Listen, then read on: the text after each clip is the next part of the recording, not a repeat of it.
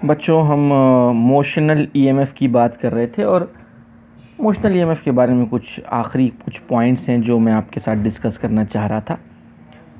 और वो पॉइंट्स कुछ ऐसे हैं कि अगर मान लीजिए कि हम कोई रीजन लेते हैं मैग्नेटिक फील्ड का, तो सपोज़ मैं इस रीजन में इस तरह से मैग्नेटिक फील्ड लेता हूँ, ठीक है।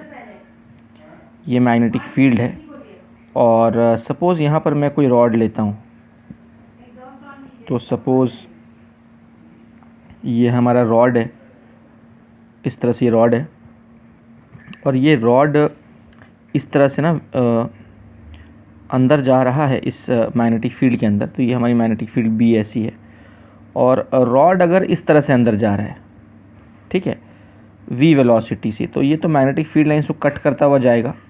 और यहाँ पर रॉड की जो वेलोसिटी है और जो मैग्नेटिक फील्ड है, यानी ये जो v और b के बीच का जो एंगल है वो क्या है डियर स्टूडेंट्स, 90 डिग्री है। तो यहाँ पर रॉड्स के जो दोनों एंड्स हैं, बेसिकली ये 3D डायग्राम मैंने बनाया है। बेसिकली आप ये समझिए, यहाँ पर मैं आपको समझाने के लिए बस बता रहा हूँ कि आप ये मान के चलिए कि ये जो है ना y एक्सिस है और ये वाली एक्सिस जो है वो x एक्सिस है और ये वाली जो एक्सिस है ये z एक्सिस है ना, इस तरह से ये y है और ये x है। तो ये रॉड इस तरह से z एक्सिस के अलॉन्ग है और हमारा जो मैग्नेटिक फील्ड है वो किस एक्सिस के अलॉन्ग है, ये y एक्सिस के अलॉन्ग है, ठीक है। तो रॉड इस तरह से आगे बढ़ रहा है, यहाँ v और b के बीच का एंगल क्या है बोलिए, 90 डिग्री है। तो यहाँ पे रॉड के जो दोनों एंड हैं, दोनों एंड्स के अक्रॉस जो ईएमएफ इंड्यूस होगा वो आपको पता है, मोशनल ईएमएफ हमने पढ़ा हुआ है, b into L into V. Magnetic field lines को कट करता हुआ वो रॉड आगे बढ़ेगा और वेलोसिटी का एंगल b के साथ थीटा यहाँ पे 90 डिग्री है। तो जब थीटा 90 है तो यहाँ पे थीटा क्या है, 90 है। थीटा मतलब किसके बीच एंगल फ़िलहाल हम ले रहे हैं, वेलोसिटी और मैग्नेटिक फील्ड के बीच का एंगल हम ले रहे हैं, जो कि यहाँ पे 90 है। तो E equal to B L V हो जाएगा। लेकिन क्या हो अगर वो रॉड जो है वो मैग्नेटिक फील्ड के साथ उसकी वेलोसिटी कुछ एंगल बना के अंदर आ रही हो, तब क्या होगा, ठीक है। तो वो भी हम समझने की कोशिश करते हैं डियर स्टूडेंट्स। तो सपोज़ फिर से मैं वही डायग्राम लेता हूँ, थोड़ा सा इसको छोटा कर रहा हूँ मैं, हाँ, तो उम्मीद है आपको दिख रहा होगा। अभी मैं क्या कर रहा हूँ, वापस से मैग्नेटिक फील्ड यहाँ ड्रॉ करता हूँ। तो सपोज़ डियर स्टूडेंट्स फिर से मैंने वही किया सब कुछ, फिर से मैग्नेटिक फील्ड वैसे ही ले रहा हूँ मैं, वाई एक्सिस के अलॉन्ग नीचे, है ना। ये हमारी मैग्नेटिक फील्ड हो गई और यहाँ पर फिर से मैं रॉड लेता हूँ और रॉड में ड्रॉ करता हूँ यहाँ पर। तो ये सपोज़ फिर से मैंने अपना रॉड बना लिया है और ये रॉड किस एक्सिस के अलॉन्ग है, z एक्सिस के अलॉन्ग है, सच दैट ये जो एक्सिस है ये y एक्सिस है और ये जो एक्सिस है ये x एक्सिस है ना, और ये वाली जो एक्सिस है ये z एक्सिस है। तो ये इस तरह से मैंने एक्सिस ड्रॉ कर ली हैं।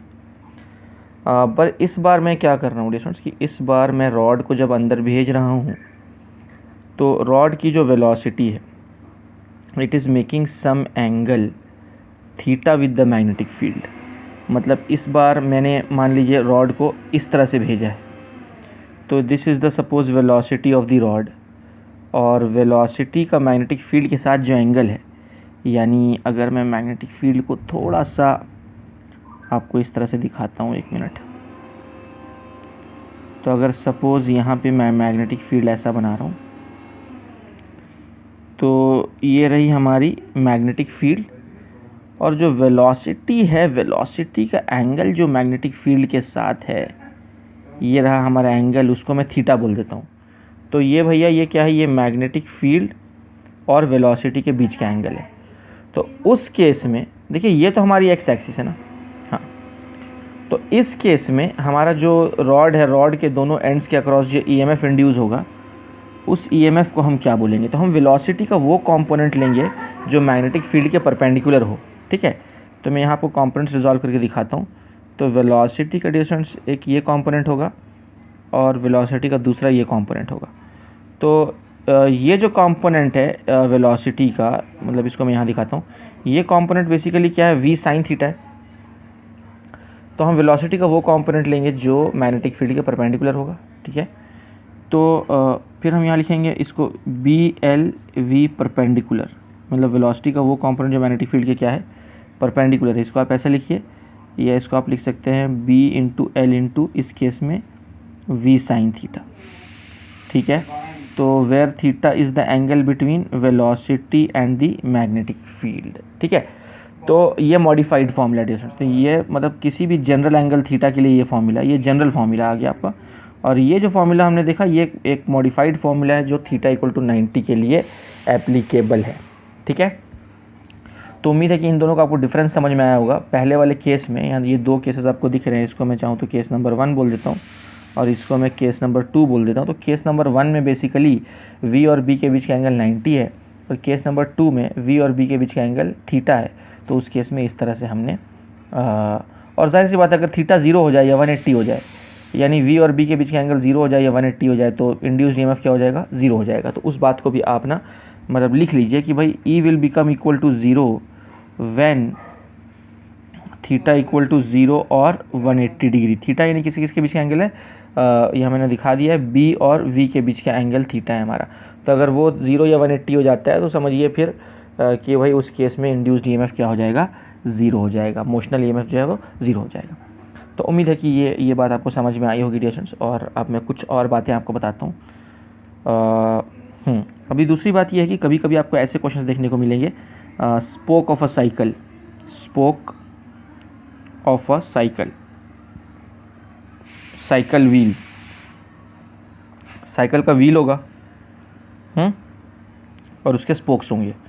तो सपोज ये साइकिल का व्हील है और ये उसके स्पोक्स हैं इस तरह से, ठीक है।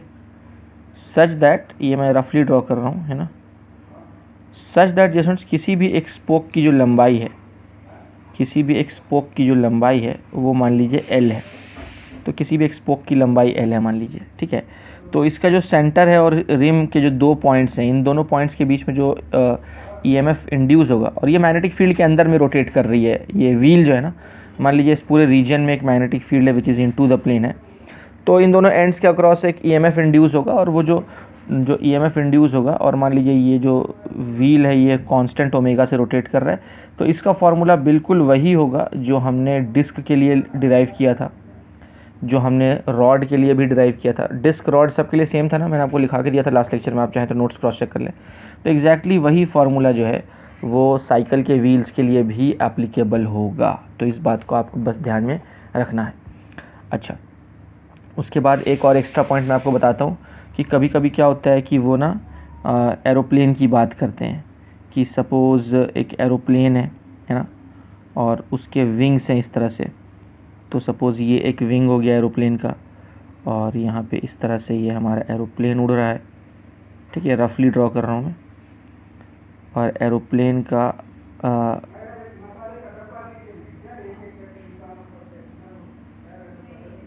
ये सपोज़ एरोप्लेन है डियर स्टूडेंट्स, और ये एरोप्लेन का दूसरा विंग है।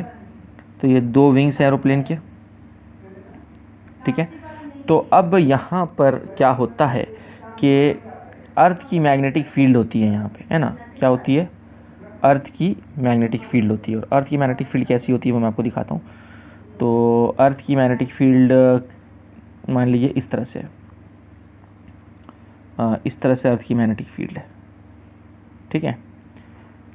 तो अब ये जो भी अर्थ की मैग्नेटिक फील्ड है इसको मैं BE बोल देता हूँ, अर्थ्स मैग्नेटिक फील्ड। अब अर्थ की मैग्नेटिक फील्ड का डिस्टेंस यहाँ पे 2 कंपोनेंट होगा। एक तो हमें पता है अर्थ की मैग्नेटिक फील्ड का ये वाला कंपोनेंट, और एक अर्थ की मैग्नेटिक फील्ड का ये वाला कंपोनेंट, ठीक है। तो ये जो कंपोनेंट होता है इसको हम BV बोलते हैं, आपको याद होगा, और ये जो कंपोनेंट होता है इसको हम क्या बोलते हैं, BH बोलते हैं। ये हमारा एंगल ऑफ डिप होता है डेल्टा, आपको याद होगा एंगल ऑफ डिप डेल्टा, है ना। और इस एंगल ऑफ डिप के आधार पे अगर मैं BV की बात करूं तो BV को हमने क्या लिखा था, हमने लिखा था BE साइन डेल्टा लिखा था हमने इसको, और BH को हमने क्या लिखा था, BE कॉस डेल्टा हमने लिखा था, ठीक है, आपको याद होगा ये। तो यहाँ पर डियर स्टूडेंट्स ये दोनों विंग्स के अक्रॉस एक EMF इंड्यूस होगा। EMF क्यों इंड्यूस होगा, क्योंकि ये जो मैग्नेटिक फील्ड का जो वर्टिकल कंपोनेंट है ये बेसिकली थ्रू आउट ऐसा है ना, थ्रू आउट इस तरह से है। तो हमारा प्लेन जब आगे बढ़ रहा है तो उसके जो विंग्स हैं ये जो आपको विंग्स दिख रहे हैं, ये wings actually magnetic field lines को क्या कर रहे हैं, कट कर रहे हैं। और वो भी कौन से मैग्नेटिक फील्ड लाइन्स को कट कर रहे हैं बेसिकली, क्योंकि विंग की वेलोसिटी कैसी है, विंग की वेलोसिटी तो ऐसी है। तो जो विंग की वेलोसिटी है वो मैग्नेटिक फील्ड के क्या है, मैग्नेटिक फील्ड का जो वर्टिकल कंपोनेंट है उसके वो परपेंडिकुलर है। तो थीटा 90 है, तो यहाँ पे इंड्यूस्ड ईएमएफ का फॉर्मूला क्या लगेगा, BLV लगेगा यहाँ पे। तो यहाँ पर अगर मैं इंड्यूस्ड ईएमएफ की बात करूँ तो इंड्यूस्ड ईएमएफ यहाँ लगेगा BLV, जहाँ पे ये L क्या है, L दोनों विंग्स के बीच की दूरी है। यानी अगर मैं आपको टॉप व्यू से दिखाऊं तो टॉप व्यू से डियर स्टूडेंट्स, अगर मान लीजिए आप ये एक विंग बनाते हैं और ये दूसरा विंग बनाते हैं और इस तरह से सपोज़ ये एरोप्लेन है, तो ये दोनों विंग्स के बीच की जो दूरी है इसी को हम L बोल रहे हैं। और दोनों विंग्स के अक्रॉस जो EMF इंड्यूस होगा वही EMF जो है यहाँ पे हम मोशनल EMF बोल रहे हैं। अगर मान लीजिए ये एरोप्लेन v वेलोसिटी से आगे बढ़ रहा है तो उस केस में दोनों विंग्स के एंड्स के अक्रॉस जो EMF इंड्यूस होगा वो मोशनल EMF E=BLV हो जाएगा। और यहाँ पे ये B कौन सा B है, ये B बेसिकली BV है, BV है, क्योंकि ये BV जो है ना वही जो है वो उसके विंग्स के परपेंडिकुलर वाला कंपोनेंट है जिसकी वजह से EMF इंड्यूस हो रहा है। क्योंकि हॉरिजॉन्टल वाले कंपोनेंट की वजह से, यानी इस कंपोनेंट की वजह से कोई EMF इंड्यूस नहीं हो पा रहा। क्यों, क्योंकि देखिए हॉरिजॉन्टल कंपोनेंट जिस दिशा में है वेलोसिटी भी उसी दिशा में है, तो थीटा 0 है, तो इसीलिए हॉरिजॉन्टल कंपोनेंट की वजह से EMF इंड्यूस नहीं होगा, बल्कि सिर्फ और सिर्फ वर्टिकल कंपोनेंट की वजह से EMF इंड्यूस होगा, जो कि होगा BLV, जहाँ B की वैल्यू मैंने आपको बताया कि B की जगह पर हमें ये पुट करना है। ठीक है, तो उम्मीद है कि ये बात भी आपको समझ में आ गई होगी। ये कुछ एक्स्ट्रा पॉइंट्स थे जो मैं आपको बताना चाहता था। अगर आपने कॉपी डाउन नहीं किया होगा तो आप पॉज करके पहले ये पेज कॉपी डाउन कर लें, और एक बार ये आपने कॉपी कर लिया है तो फिर आप पॉज करके ये कॉपी कर लें, और एक बार ये कॉपी कर लिया है तो फिर आप पॉज करके ये कॉपी डाउन कर लें। उसके बाद फिर हम आगे बढ़ते हैं।